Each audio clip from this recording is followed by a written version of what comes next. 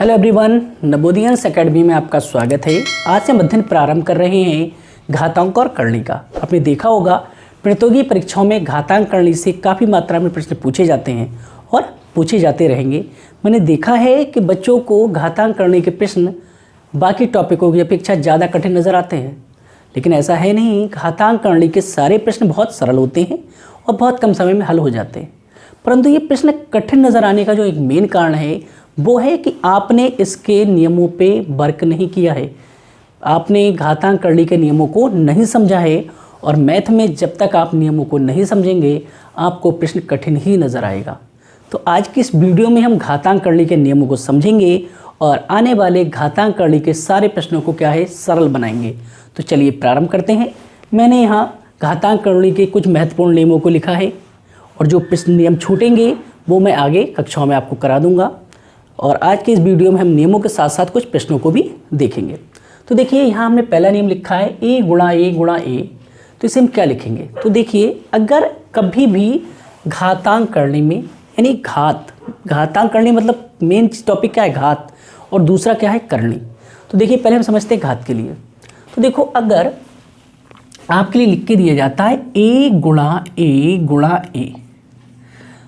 तो इसमें ए की गुणा कितनी बार हो रही है? 3 बार हो रही है। तो हम इसे ऐसे भी लिख सकते हैं ए की घात 3। क्यों? क्योंकि ए कितनी बार है? 1 2 3 बार है, तो ए की घात अब कितनी लगा देंगे? 3। तो जो आधार है, आधार कितना है? ए है। इस पे जो घात लगी है वो कितनी है? 3 है।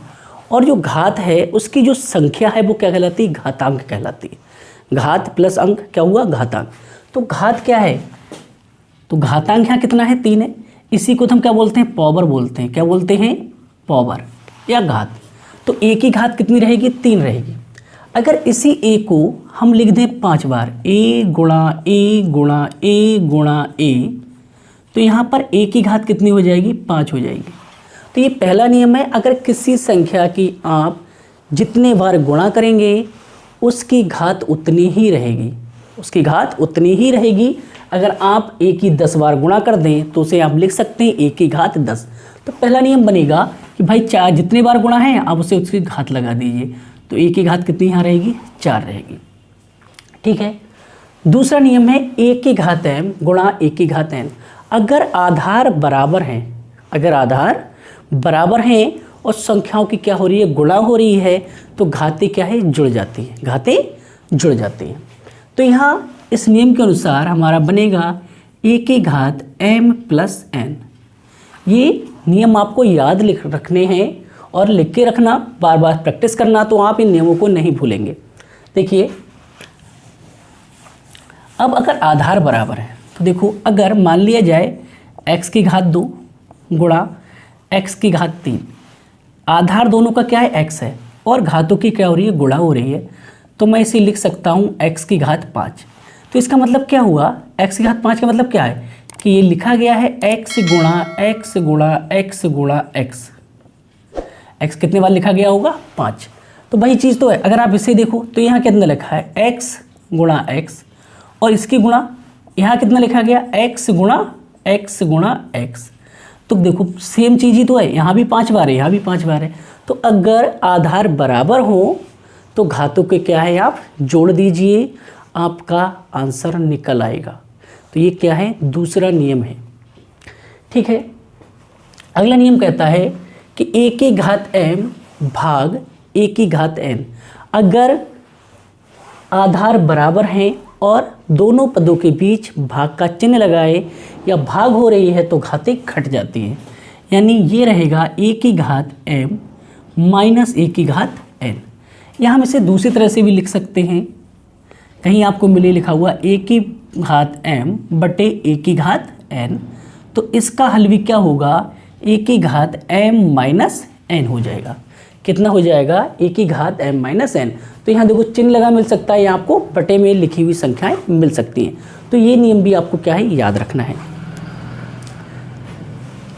देखिए उदाहरण के तौर पर हम देख सकते हैं, अगर हमने लिखा 2 की घात 5 भाग 2 की घात 3, 2 की घात 5 भाग 2 की घात 3, तो इसे हम लिखेंगे भाई घटाओगे तो क्या हो जाएगा, 2 की घात 5 माइनस 3, यानी 2 की घात कितनी हो गई, 2, 2 की घात 2 हो गया। अगर भाग का चिन्ह लगा है और आधार बराबर है तो घातें घट जाएंगी। देखिए अगर हम 2 की घात 5 लिखें तो आप क्या लिखोगे, 2 गुणा 2 गुणा 2 गुणा 2 गुणा 2, और भाग करना है आपको 2 की घात 3 से, यानी 2 गुणा 2 गुणा 2।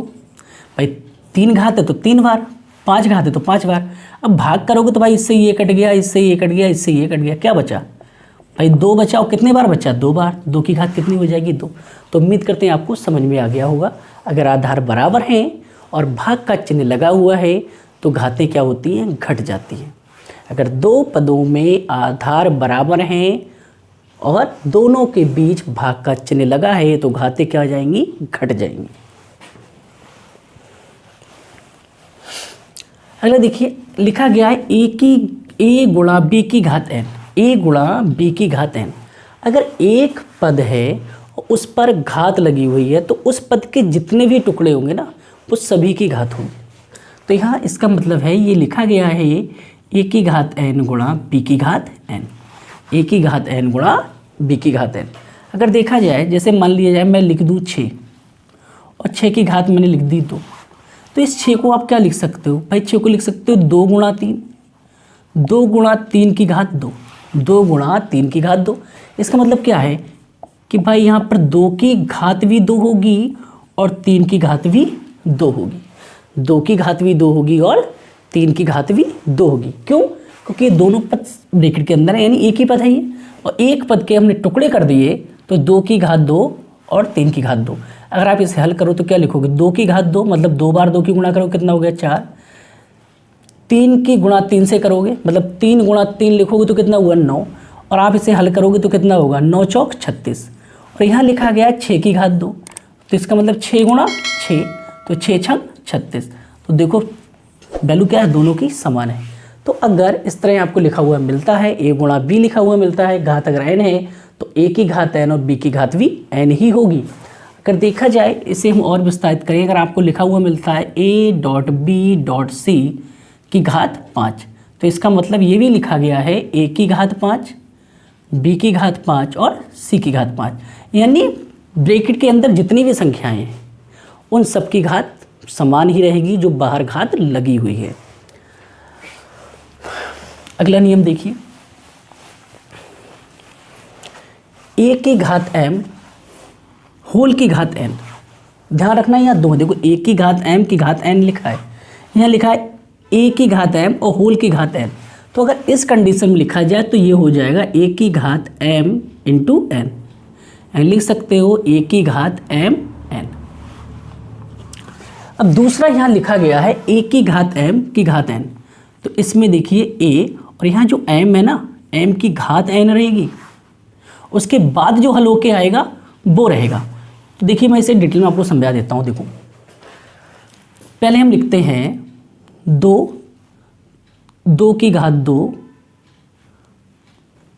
और होल की घात कितनी है 3 है।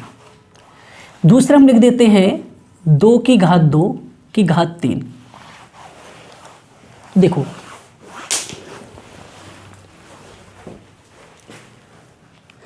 ये है रूल नंबर 5, रूल नंबर 5 और ये रूल नंबर 6। आपको दोनों समझा रहा हूँ, दोनों में अंतर है, आप प्रश्न को हल करेंगे तो आपको ये समझ में आएगा। देखिए अगर 2 की घात 2 होल की घात 3 है तो इसका मतलब हो गया 2 की घात 2 गुणा 3, यानी ये हो गया 2 की घात 6, 2 की घात 6। और अगर यहाँ लिखा गया है 2 की घात 2 की घात 3, तो इसका मतलब यहाँ लिखा गया कि 2 की घात 3 है, और जब आप 2 की घात 3 को हल करोगे तो कितना हो जाएगा 8 हो जाएगा। क्यों, क्योंकि 2 की घात 3 का मतलब हुआ 2 गुणा 2 गुणा 2, तो 2 की घात कितनी होगी 8, तो यहाँ पर 2 की घात कितनी रहेगी 8 रहेगी। यहाँ 2 की घात 6 है और यहाँ 2 की घात कितनी है 8 है। तो अंतर आपको समझ में आ गया, जबकि मैंने सेम लिखा है, बस अंतर है कि 2 की घात 2 होल की घात कितनी है 3 और यहाँ लिखा है 2 की घात 2 की घात 3। अंतर आपको दोनों में समझ में आ गया होगा। तो ध्यान रखिएगा, अगर होल की घात है तो घातों की गुणा होती है, अगर होल की घात कुछ दी गई होगी तो घातों की गुणा होगी, अदरवाइज क्या है, घात के ऊपर ही घात मानी जाएगी। तो यहाँ देखो 2 की घात 6 वैल्यू बस चेंज आएगी और 2 की घात 8 वैल्यू चेंज आएगी, जबकि देखने में दोनों सेम है, बस फर्क है तो घात लगाने के तरीके का। अगला देखिए यहाँ लिखा गया a की घात x बराबर b। तो आपने देखा होगा इसका वैल्यू निकलेगी a बराबर √b की पावर x, या हम इसे ऐसे भी लिख सकते हैं a बराबर b की घात 1/x। ये 2 तरह से लिखा जा सकता है, 2 तरह से लिखा जा सकता है। आपने देखा होगा, देखिए आपको उदाहरण से समझाते हैं। आपने देखा होगा x की घात 2 बराबर 4, x की घात 2 बराबर 4। तो आप क्या करते हो, इसे हल करते हो ना 4, और जो ये लिखा हो मतलब जो घात है उसे आप लिख देते हो 1/2, या फिर आप सीधे इसे लिख देते हो √4, ये तो लिखते हो। तो इसकी वैल्यू कितनी निकल के आती है 2। तो यानी जो घात यहाँ लगी है वो क्या बटे में चली जाती है, किस चली जाती है, बटे में। और जो बटे में घात है ना, यही क्या कहलाती है, करणी कहलाती है। क्या कहलाती है, करणी कहलाती है। तो ये चिन्ह है ना, ये करणी है, किसका चिन्ह है, करणी का। तो अभी आगे समझेंगे हम इस चीज़ के लिए। तो जो घात यहाँ रहेगी वही दूसरी संख्या पर जाने के बाद वो करणी के रूप में परिवर्तित हो जाती है। यानी जो घात है जब बराबर के दूसरी तरफ जाएगी तो 1 घात के रूप में परिवर्तित हो जाएगी। चलिए इसे और डिटेल में समझ लीजिए। अगर कहीं लिखा है √ और यहाँ करणी में लिखा गया है 3, x करणी में 3 है, तो जब आप इसकी वैल्यू निकालोगे तो हो जाएगा x की घात 1/3। और अगर यही करणी में लिख दिया जाए यहाँ 5 और यहाँ लिखा हो x, तो हो जाएगा x की घात 1/5। तो जो 1/5 है ये क्या है, ये करणी का रूप है। किसका, करणी का रूप है। चाहे इसे आप इस रूप में लिख दीजिए और चाहे इसे 1 के रूप में लिख दीजिए, दोनों रूप में वो क्या है, करणी ही कहलाएगा। अगला देखो लिखा गया a की घात x गुणा b की घात y भाग a की घात z। अभी मैंने आपको पढ़ाया, अगर आधार क्या हो, बराबर हो और चिन्ह किसका हो, गुणा का हो, तो घातें जुड़ जाती हैं। तो देखिए दोनों का आधार क्या है, बराबर है, तो क्या हो जाएगा a की घात x प्लस y। ये तो इतना हल हो गया। अब देखिए आधार तो इसका भी तो सेम ही है, आधार यहाँ भी ये है और आधार यहाँ भी ये है, मगर यहाँ चिन्ह किसका है, भाग का है। तो ये घात घट जाएगी तो क्या हो जाएगा, -z हो जाएगा। क्या हो जाएगा, -z। अगला नियम देखिए, a की घात n बराबर b की घात n। अब देखो अगर घात बराबर है, यदि घातांक में घात बराबर हैं तो आधार भी क्या होंगे, बराबर ही होंगे। क्यों, क्योंकि दोनों क्या है, मान बराबर हैं। a की घात n बराबर b की घात n, मतलब दोनों के मान क्या हैं, बराबर हैं। अगर दोनों के मान बराबर हैं तो इसका मतलब अगर ऊपर वाली दोनों घातें बराबर हैं तो आधार भी क्या होगा, बराबर होगा।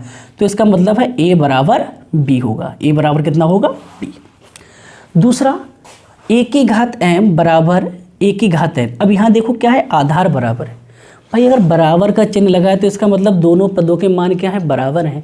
अगर आधार बराबर है तो घातें भी क्या होंगी, बराबर होंगी। यानी m बराबर कितना हो जाएगा, n हो जाएगा। m बराबर कितना होगा, n होगा। तीसरा पद, अगला रूल है a/b की घात x।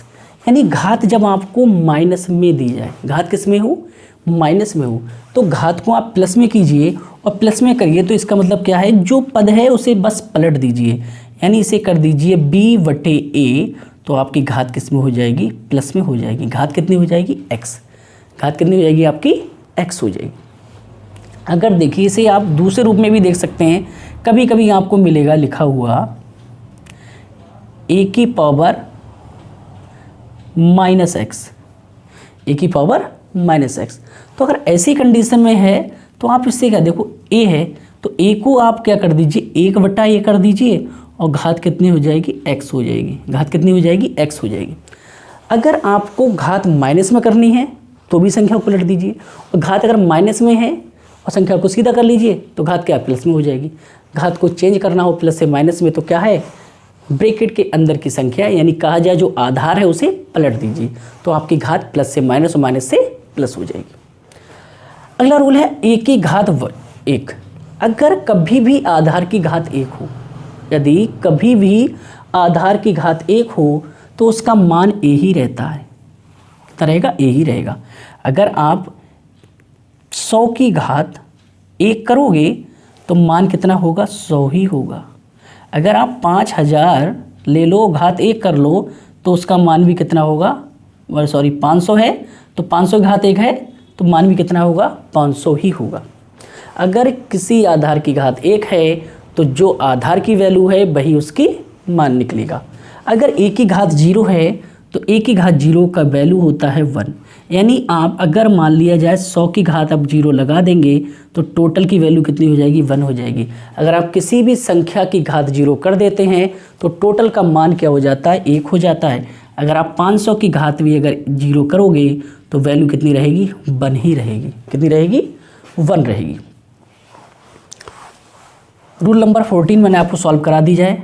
चलिए मैं अलग से फिर से करा दे रहा हूँ। अंडर रूट ए लिखा था मैंने, तो यानी ये क्या है? ये करणी है। अब इसे समझ लीजिए क्या है? करणी है। तो ये करणी का चिन्ह है, लेकिन नॉर्मली करणी की वैल्यू हम 2 लेके चलते हैं। कितनी लेके चलते हैं कि करणी में कितना लिखा गया? 2 लिखा गया।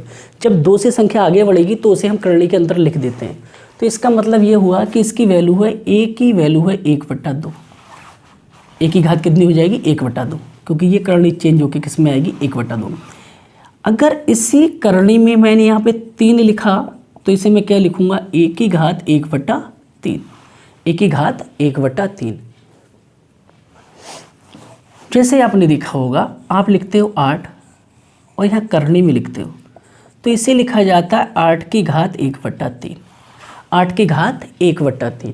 और तभी जब आप इसकी वैल्यू निकालते तो कितनी निकलती है? 2। यानी 8 का घनमूल कितना होता है? 2 होता है। वो क्यों होता है? देखो, अगर 8 को आप टुकड़े करो तो जितना आप ध्यान रखना, करणी में जो संख्या नीचे आ रही है या करणी जो संख्या दी गई है, तो जो आधार है उसके ऐसे टुकड़े करो कि उसी की पावर के रूप में बने। यानी 8 के ऐसे टुकड़े करो कि जो भी संख्या है उसकी पावर कितनी रहे? 3 रहे। बन पाता या नहीं बन पाता वो चीज़ अलग है। तो 8 के मैं टुकड़े करूँ तो मैं 8 को क्या लिख सकता हूँ? 2 × 2 × 2। यानी इसे लिखा जा सकता है 2 की घात 3। यानी जो 8 है उसकी वैल्यू कितनी हो जाएगी? 2 की घात 3 हो जाएगी। तो मैंने लिख दिया 8 की जगह पे 2 की घात 3। और देखो इसकी घात कितनी है? 1/3 है। भाई 8 की जगह मैंने लिखा है कितना? 2 की घात 3। भाई 8 बराबर कितना हो गया? यही तो रहेगा। 8 बराबर 2 × 2 × 2, 2 दूनी 4, 4 दूनी 8। तो 8 की जगह में कितना लिख दिया? 2 की घात 3। भाई 8 की जगह 2 की घात 3 और टोटली घात कितनी है? 1/3 है। तो आप इसे हल करोगे तो क्या लिखोगे? 2 की घात 3 और घात के ऊपर घात तो घातों की गुणा, तो इससे ये कैंसिल हो गया। कितना रह गया? 2। तो वैल्यू कितनी निकल आई? 2 निकल आई। तो करने में जो भी आपको लिख के दिया जाता है वह उसकी 1/, के रूप में घात रहेगी। ठीक है, तो उम्मीद करते हैं आपको ये समझ में आ गया होगा।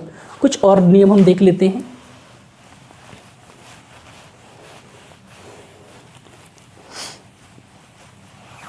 देखिए 13, एक तो मैंने आपको कराई दिया। अगला रूल देख लीजिए, रूल नंबर 14। अंडर रूट ए की घात n, मतलब करणी में n और टोटल की घात कितनी n, तो इसका मान क्या रहेगा? तो इसका मान क्या रहेगा आपको क्या याद रखना। देखो अभी आपको मैंने पढ़ाया करणी में जो चीज़ लिखी गई है भाई a है, तो अगर करणी में a है और बाहर n दिया गया तो a की घात कितनी होगी? 1/n। मैंने किसे इस ब्रैकेट के अंदर वाले को हल करा तो क्या हो गया? a की घात 1/n, a की घात 1/n होगी। अब इस टोटल के बाहर कितना है? n है। भाई इसकी घात भी कितनी है? n है। तो जब आप इसे हल करोगे तो ये कितना हो जाएगा? a की घात 1/n और घात के ऊपर घात है तो क्या होगी? घातों की गुणा हो जाएगी। तो इससे तो ये कैंसिल हो गया। कितना रह गया? a रह गया।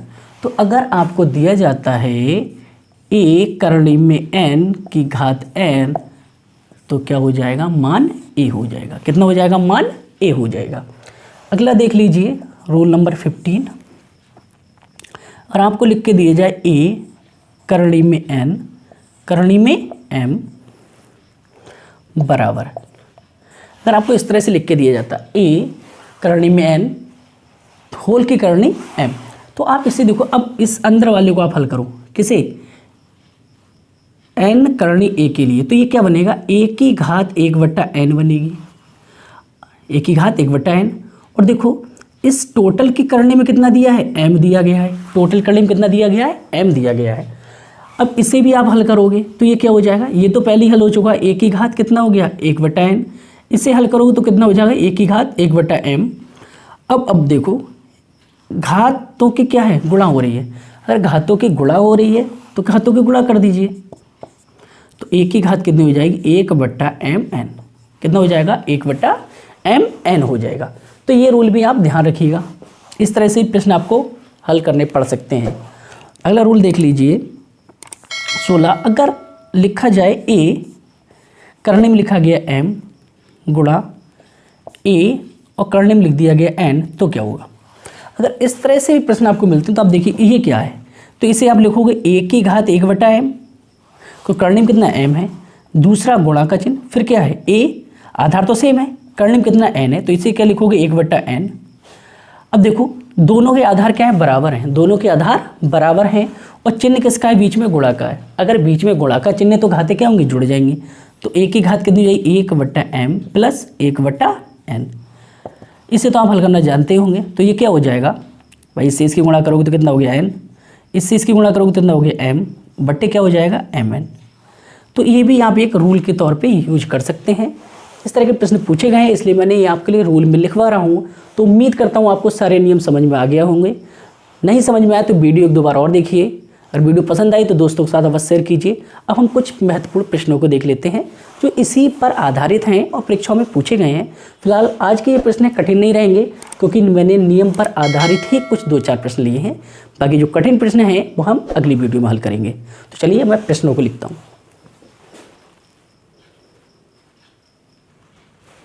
प्रश्न लिखा गया है 2a² गुणा 3a² c की घात 5, इस तरह से लिखा गया है। तो देखिए गुणा है तो अंकों की तो आप गुणा कर दीजिए, 2 से 3 की गुणा करोगे तो कितना हो जाएगा 6, 2 से 3 गुणा करोगे तो कितना हो जाएगा 6, 2 a की घात 2 b की घात 3 c की घात 2 गुणा 3 a की घात 2 b की घात 2 और c की घात 5। मैंने बताया अंकों की तो आप गुणा कर दीजिए। अब रहेगी बात अच्छा राशियों की। अब देखिए a की घात यहाँ 2 है, आधार यहाँ भी a है और आधार यहाँ भी है। मैंने बताया अगर आधार बराबर तो घातें क्या हो, जुड़ जाते हैं। तो आप देखिए a की घात यहाँ पर 2 है और यहाँ कितनी है 2 है, तो जोड़ दीजिए, गुणा b की घात पहले पद में 3 है और दूसरे पद में कितनी है 2, तो इसे भी जोड़ दीजिए, डॉट c पहले पद में घात कितनी है 2 और दूसरे पद में घात कितनी है 5 है, तो इसे भी जोड़ दीजिए। तो कितना होगा 6, a की घात कितनी होगी 2 और 2 4, b की घात कितनी होगी 3 और 2 5 और c की घात कितनी होगी 5 और 2 7। तो हमारा आंसर हो जाएगा 6, a की पावर 4, b की पावर 5 और c की पावर 7। तो अगर गुणा में दिए गए हैं तो अंकों की गुणा कर दीजिए, बाकी जो संख्या बच रही है उनकी घातों को जोड़ दीजिए अगर आधार समान है तो।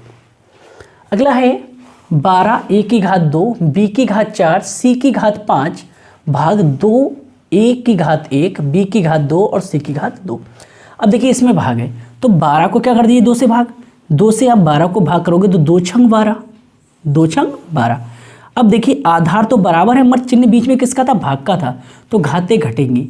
a की घात पहले पद में 2 है तो दूसरे पद की घात घटाओगे, दूसरे पद में घात कितनी a की 1 है। b की घात कितनी है, पहले पद में 4 है दूसरे पद में 2 है तो 2 क्या हो जाएगा माइनस, क्योंकि दूसरे पद की जो घातें वो घटेंगी पहले पद की घात में से। अगला c की घात कितनी है 5 है, इसमें c की घात कितनी है 2, तो घटा दीजिए। अब देखो 2 से आपने 12 को भाग की कितना आया 6 आया, 6 रहेगा। a की घात 2 में से 1 माइनस करोगे तो कितना रह जाएगा a ही रहेगा। b की घात 4 में से 2 माइनस करें तो कितना रह गया b की घात 2 रह गई। c की घात कितनी 5, 5 में से 2 माइनस करो कितना रह जाएगा 3, तो कितना हो गया 6ab²c³। तो ये हमारा क्या हो जाएगा आंसर हो जाएगा। एक प्रश्न और लिया है मैंने 15 a की घात 2 b की घात 5 c की घात 17 भाग 5 a की घात 5 b की घात 2 c की घात 14। तो अब देखिए ये भी भाग का प्रश्न है, तो 5 से आप 15 को भाग कीजिए, 5 से आप 15 को भाग करोगे तो कितना हो गया, 5 3 15, तो भागफल अंकों का तो आ गया 5। अब देखिए यहाँ पर a की घात 2 है और यहाँ a की घात कितनी है, 5 है, तो पहले पद में से दूसरे पद की घात घटेगी, क्योंकि दूसरे पद से पहले पद में क्या भाग हो रही है। तो देखिए a की घात कितनी है, 2, माइनस यहाँ a की घात कितनी है, 5, b की घात पहले पद में 5 है, दूसरे पद में कितनी है, 2 है, c की पहले पद में घात कितनी, 17 और दूसरे पद में कितनी है, 14, तो घटा दीजिए। अब यहाँ कितना हो गया, 3, a की घात 2 माइनस 5 है, तो माइनस की संख्या बड़ी है तो घात कितनी हो जाएगी, a की घात हो जाएगी -3, b की घात कितनी हो जाएगी, 5 माइनस 2 यानी b की घात हो गई 3, c की घात 17 माइनस 14, तो c की घात कितनी हो गई, 3, c की घात कितनी हो गई, 3 हो गई। तो उम्मीद है आपको ये समझ में आ गया होगा। अब देखिए या तो इसका आंसर ये होगा कि a की घात होगी 3, या इसे हम दूसरी तरह से लिख सकते हैं, जो घात माइनस में है, मैंने कहा अगर घात माइनस में प्लस में करना तो संख्या को पलट दीजिए, तो आप इसे ऐसे भी लिख सकते हो, 3 b³ लिख लीजिए, c³ लिख लीजिए, और जो a था ना इसकी घात -3 थी, तो इसे प्लस में करना है तो इसे ले जाइए नीचे और नीचे कर दीजिए a³। तो इस प्रश्न को हम ऐसे भी लिख सकते हैं, इसका उत्तर 3 b³ c³ a³ भी हो सकता है। तो उम्मीद करते हैं आपको ये तीनों प्रश्न समझ में आ गए होंगे। तो मैंने ये पहले जो 2 नियम थे उन्हीं पर आधारित प्रश्न लिए थे। अगले की वीडियो में हम कुछ और प्रश्नों को देखेंगे। अगर वीडियो पसंद आई हो तो लाइक और शेयर अवश्य कीजिएगा। धन्यवाद।